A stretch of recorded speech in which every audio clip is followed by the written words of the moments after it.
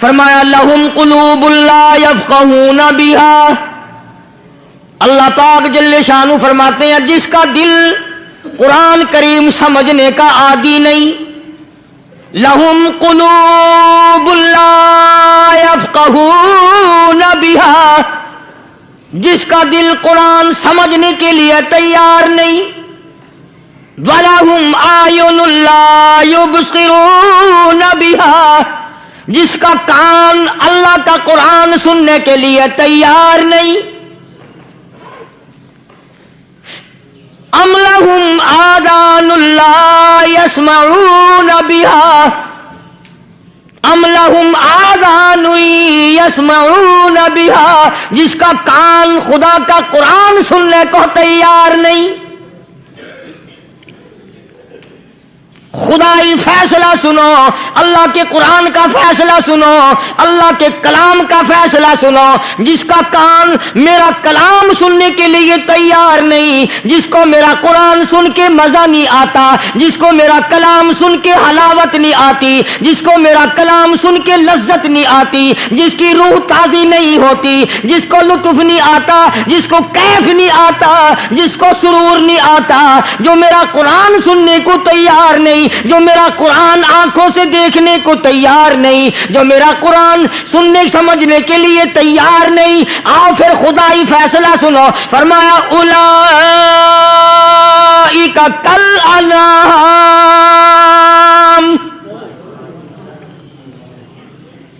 میرا فیصلہ نہیں، کسی پارٹی کا فیصلہ نہیں، کسی فرقے کا نہیں، کسی طبقے کا نہیں، کسی جماعت کا نہیں، فرمایا اولئک الانعام، پیدا کرنے والا مالک و خالق کہتا ہے مجھے اپنی کبریائی کی قسم یہ سارے جانور ہیں،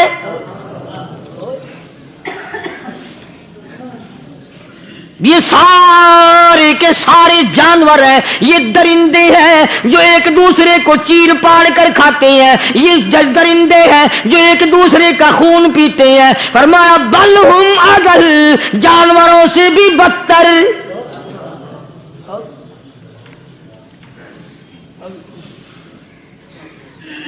جس کے دل میں قرآن سن کر ترس نہیں، جس دل میں رحم نہیں، اپنے سے کمزور دیکھ کر جس کے دل میں شفقت نہیں، مہربانی کا مادہ نہیں، فرمایا وہ کوئی بندہ ہے، وہ تو جانور ہے، اور خدا غضب میں آ گیا، فرمایا بل ہم اضل، اس سے بھی بدتر۔ اللہ والے جو ہیں وہ ان خصلتوں کو دور کراتے ہیں، اور وہ آدمی کے مزاج اور دل میں سے ایسی چیزیں نکالتے ہیں جو اس کی بربادی کا ذریعہ بنتا ہے۔ دل کی بیماریوں کا کسی کو فکر نہیں، بخار ہو جائے آپ چڑھ جائے آپ کو پتہ چل جاتا ہے، نزلہ ہو جائے آپ کو پتہ چل جاتا ہے، کھانسی ہو جائے پتہ چل جاتا ہے، دل کی بیماریوں کا کیا پتہ چلے؟ صحابہ کرام رضوان اللہ تعالی علیہم اجمعین کی جماعت کے اللہ پاک کے محبوب حضرت محمد الرسول اللہ صلی اللہ تعالی علیہ وسلم نے دلوں کی صفائی کی۔ پہلے لوگ جھونپڑیوں میں کچے کوٹھوں میں رہتے تھے، نہ اتنی صفائی تھی نہ اتنی ترقی تھی۔ آج برتنوں کی صفائی دیکھو، کپڑوں کی صفائی دیکھو، مکان کی صفائی دیکھو، رات دن بس اسی دھندے میں لگے ہوئے، سارا دن برتن دھونے سے فرصت نہیں، سارا دن کپڑوں کے بناؤ اور سنوار میں فرصت نہیں۔ تو اللہ والے ایسے موقع پر بڑی عجیب بات کہتے ہیں، وہی مجذوب ہے، مجذوب علی رحمت کہتے ہیں بظاہر تو ہر شے میں بے حد صفائی، بظاہر تو ہر شے میں بے حد صفائی، مگر دل میں ہے گندگی انتہائی، بظاہر تو ہر شے میں چہرے کی صفائی، بدن کی صفائی، نہ جانے کتنی قسم کا صابن ہے، نہ جانے کتنی قسم کے پاؤڈر ہیں، نہ جانے کتنی قسم کے شیمپو ہیں، نہ جانے کتنی قسم کے کپڑے ہیں، کیا چال ڈھال ہے، کیا نئے نئے ڈیزائن ہے۔ مجذوب کہتا سب کچھ دیکھ لیا بظاہر تو ہر شے میں بے حد صفائی، مگر دل میں ہے گندگی انتہائی۔ جس یار کی بیٹھک میں بیٹھ کے کھانا کھایا، جس رشتہ دار کی بیٹھک میں بیٹھ کے کھانا کھایا، اسی کی بہن کو دیکھ کر آبرو پہ ڈاکہ ڈالنے کا پروگرام ہے۔ جس دوست کے گھر میں بیٹھ کے کھانا کھایا، اسی دوست کی بیوی کی عزت لوٹنے کا پروگرام ہے۔ پرانے زمانے میں اب بھی دلی جیسے شہر میں اگر دعوت کی جاتی ہے تو وہاں ایک تشتری میں نمک آتا ہے سب سے پہلے۔ عرب میں بھی دستور تھا پرانے زمانے میں، اگر کوئی دعوت کرتا، کوئی تقریب کرتا، سب سے پہلے نمک آتا تھا۔ ایک ایک انگلی ہر شخص نمک چاٹتا تھا۔ کیا مطلب؟ جس نے نمک چاٹ لیا اب وہ نمک حرامی نہیں بنے گا۔ اس گھر میں چوری کرنا، اس گھر کی آبرو کا غلط تصور لانا، اس گھر کے مال میں خیانت کرنا وہ حرام سمجھتا تھا جس گھر کا میں نے نمک چکھ لیا۔ اور مسلمانوں کی بات نہیں، ہندوؤں کی بھی یہ باتیں تھی۔ مولانا محمد علی صاحب جلندری سب قید رحمت اللہ علیہ فرمایا کرتے تھے کہ ایک سکھ تھا بہت بڑا ڈاکو، مسلمان اور ہندو مل کر اس کو ساتھ ملا کر کے لے گئے کہ یہاں اس گاؤں میں اس پنڈ میں ڈاکہ ڈالیں۔ سفر کر کے گئے، تکلیف اٹھا کے گئے۔ اس سکھ ڈاکو نے پوچھ لیا کہ یہ کون سا گاؤں ہے کہ یہ فلانا ہے۔ اچھا سارے کے سارے یہ تلاش کرو، یہ سوچ بچار کرو، اپنے پنڈ کی، اپنے علاقے کی، کسی مسلمان کی، کسی ہندو کی، کسی سکھ کی، کسی چوڑے چمار کی اس گاؤں میں لڑکی تو نہیں؟ ہمارے یہاں سے کوئی لڑکی تو شادی ہو کے یہاں نہیں آئی ہوئی؟ ان ساروں میں سے کہنے لگا کہ ہمارے بھنگی کی لڑکی جمعدار کی یہاں آئی ہوئی ہے۔ کہنے لگا واپس چلو، بیٹی بیٹی ہے، چاہے بھنگی کی ہو یا نواب کی ہو۔ ارے کل بیٹی کا ڈولا دیا تھا، آج ڈاکہ ڈالیں گے، شرم نہیں آئے گی؟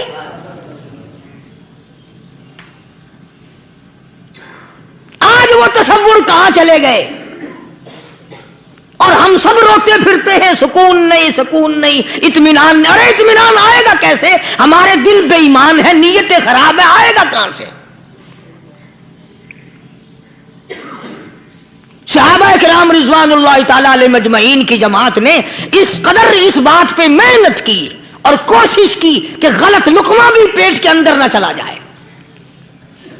چنانچہ میں علی الاعلان کہتا ہوں 1,29,000 صحابہ کرام، کالی کملی والے کے دیوانے اور پروانے، حضور کے یار جانثار، حضور کے ساتھ فاقہ کھانے والے، فاقوں مرنے والے، پتھر کھانے والے، اپنے بچوں کے ٹکڑے ہوتے ہوئے دیکھ کر لا الہ الا اللہ محمد الرسول اللہ کی صدا بلند کرنے والے صحابہ کرام کا یہ حال تھا۔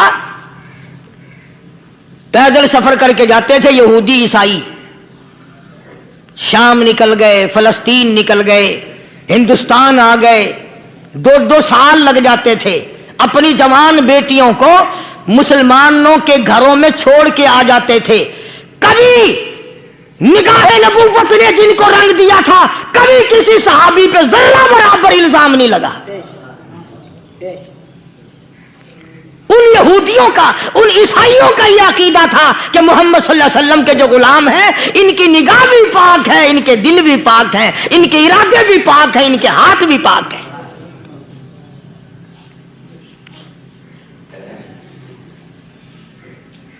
مصر کے گورنر نے، مصر کے جنرل کرنل نے خط لکھا سیدنا فاروق اعظم رضی اللہ تعالی عنہ کی خدمت میں، دور خلافت ہے حضرت فاروق اعظم کا۔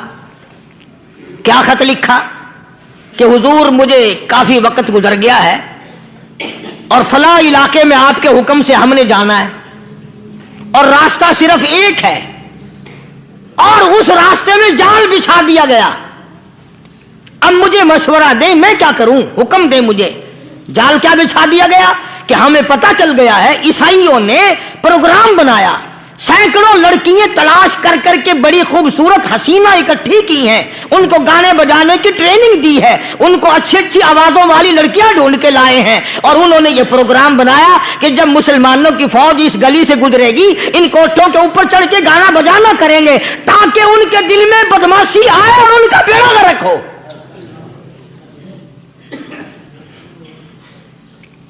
कभी काफिर का यह अकीदा था कि मुसलमान का दिल बिगड़ा तो ये गया, इसकी नीयत में खराबी आई और ये तबाह हुआ। जनाबे फारूक आज़म रज़ियल्लाहु ताला अन्हु ने उसे ये खत नहीं लिखा कि तू कुरान पढ़ा कर, तू नफिल पढ़ा कर। अमीर अल-मोमिनीन खलीफतुल मुस्लिमीन सैयदना फारूक आज़म रज़ियल्लाहु ताला अन्हु ने अपने जर्नल कर्नल को खत लिखा कि इसमें लंबी चौड़ी फिक्र की कोई बात नहीं, इसमें कोई परेशानी वाली बात नहीं, कोई सोचो विचार वाली बात नहीं, सारे तेरी फौज में तेरी कमान में मुसलमान है, सबको इकट्ठा कर ले, सारों को इकट्ठा करके कुरान करीम के सूरत नूर की 2 आयतें सुना दे।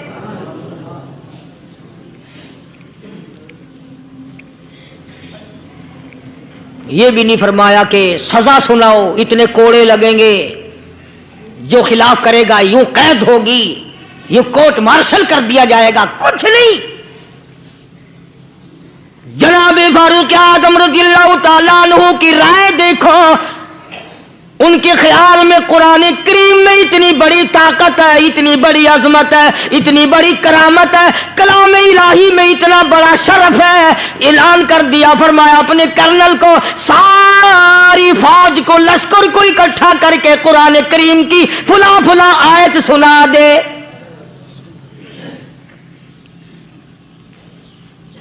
और उसके बाद बेधड़क फौज को, लश्कर को उसी रास्ते से गुजार के ले जा, बेधड़क ले जा।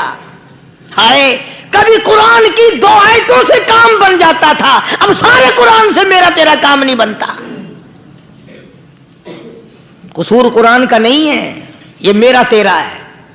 ये तो इतनी वफादार कलाम है, इतनी पाक कलाम है, खुदा की कसम। हजारों रजिस्टरों के गत्ते, हजारों चाय के डब्बे, हजारों मिठाई के डब्बे, लाखों करोड़ों दवाइयों के डब्बे गंदे नालों पे, कूड़ियों पे, रूड़ियों पे पड़े हैं, और जिस गत्ते ने कुरान के साथ यारी लगा ली, खुदा की कसम कोई आदमी बगैर वुजू उस गत्ते को भी हाथ नहीं लगा सकता। हजारों नहीं, लाखों कपड़े मार्केट में पड़े, पर जिस कपड़े ने कुरान से यारी लगा ली, जो कपड़ा जुस्दान बनकर कुरान पे चढ़ गया, लोग उसको भी चूमते हैं, और चूमना चाहिए। यारो, कपड़े ने कुरान से यारी लगाई तो कपड़ा अजमत वाला बन गया, गत्ते ने यारी लगा ली तो गत्ता बन गया। हजारों किस्म के कागजात रोजाना जलील होते फिरते हैं, जिस कागज पे कुरान लिखा गया वो अजमत पा गया, जिस स्याही से कुरान लिखा गया वो स्याही अजमत वाली बन गई।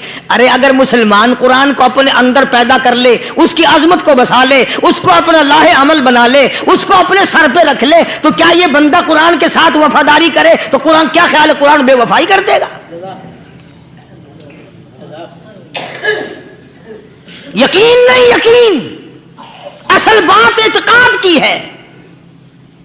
यकीन का तो यह आलम बना हुआ है कि अगर कोई चोरी का मामला हो जाए और किसी पर शुभ हो, अगर उसे कहो कि कुरान उठा दे तो देर नहीं लगाएगा, और अगर कहे कि फलानी खानगाह का कुंडा मार दे, कि ये काम मैं नहीं करता। खानगाह के कुंडे पे ईमान है, कुरान पे ईमान नहीं। उस पर यकीन है कि पीर अंधा कर देगा, और यहां यकीन नहीं कि जिस खुदा ने पैदा किया, अगर मैंने झूठा कुरान उठाया तो वो बर्बाद कर देगा।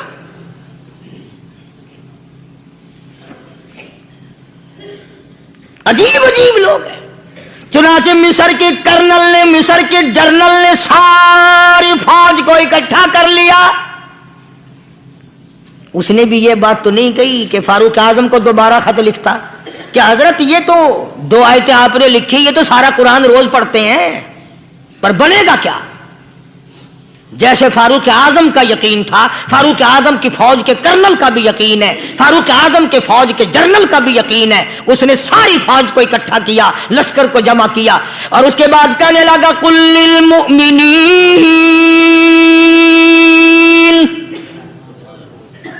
یغضوا من ابصارکم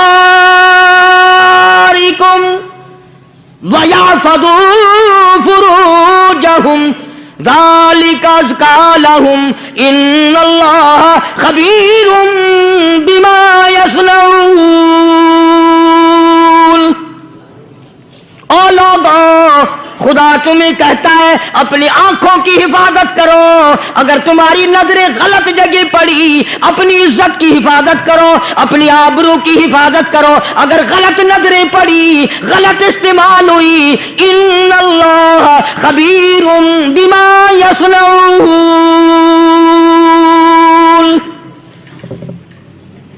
اللہ پاک تمہاری ساتھ ساتھ ہے، وہ ہر چیز کو دیکھتا جائے گا، وہ ہر چیز تمہاری دیکھے گا۔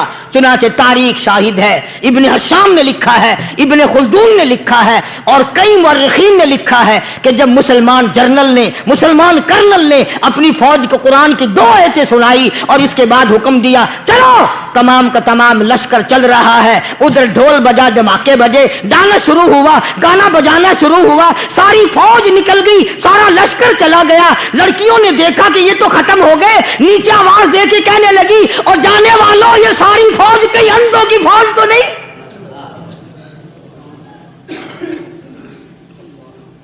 یہ حسن کا نظارہ اور یہ ڈانس اور یہ آواز، ہم ناچ ناچ کے تھک گئی، کوئی سر نہیں اٹھاتا۔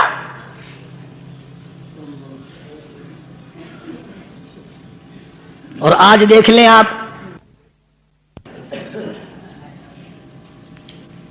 ہر گھر کے اوپر وہ لگا ہوا ہے ایریل،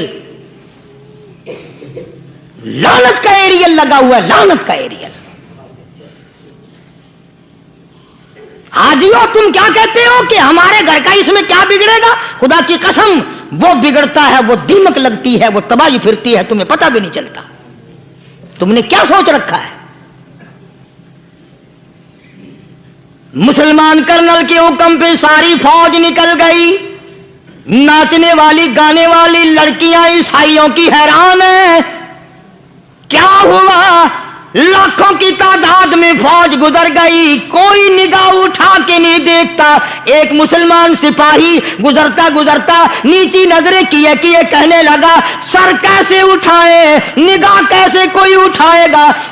یہ سارے کے سارے اللہ کا قرآن سن کر آئے ہیں۔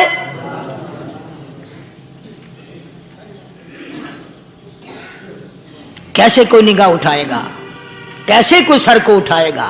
یہ سارے کے سارے اللہ کا قرآن سن کر آئے ہیں۔ ان کا عمل ہوا نا قرآن پہ، ان کے عمل کا کتنا بڑا اثر پڑا۔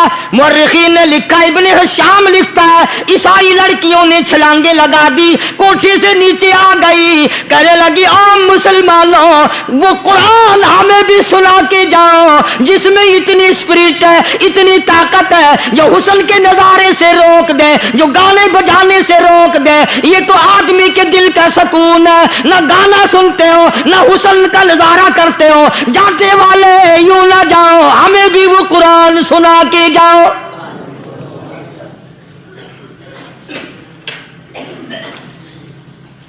اس قرآن میں کتنی بڑی طاقت ہے، وہ کتنی عظمت ہوگی، اس میں اس کلام میں کتنی برکت ہوگی، جس کلام میں یہ تاثیر ہے کہ وہ ایسی ایسی چیزوں سے روک دیتا ہے۔ چنانچہ ایک مسلمان سپاہی چلتا بھی جاتا ہے اور کہنے لگا وَقُلْ لِلْمُؤْمِنِينَ وَقُلْ لِلْمُؤْمِنِينَ، قرآن کی آیت پڑھ کے سنائی۔ سینکڑوں نہیں بے شمار لڑکیاں ایک مسلمان کی زبان سے اللہ کا قرآن سن کے کہنے لگی اور جانے والوں چھوڑ کے نہ جاؤ، ہمیں بھی کلمہ پڑھاؤ۔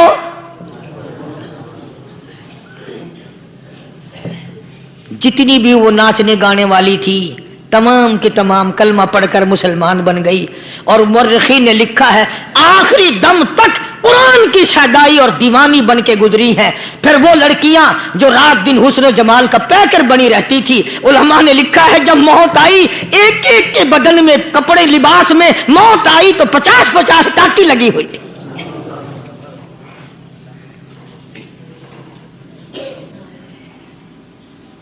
بظاہر تو آج بھی بڑی جھاڑا پنجی ہے، بڑی صفائی ہے، بڑی دوڑ دھوپ ہے، اسی کو مجذوب الاعلان کہتا بظاہر تو ہر شے میں بے حد صفائی، مگر دل میں ہے گندگی انتہائی، کبھی اس کے دھوکے میں آنا نہ بھائی، یہ سب ہے رعائی، یہ بس ہے رعائی۔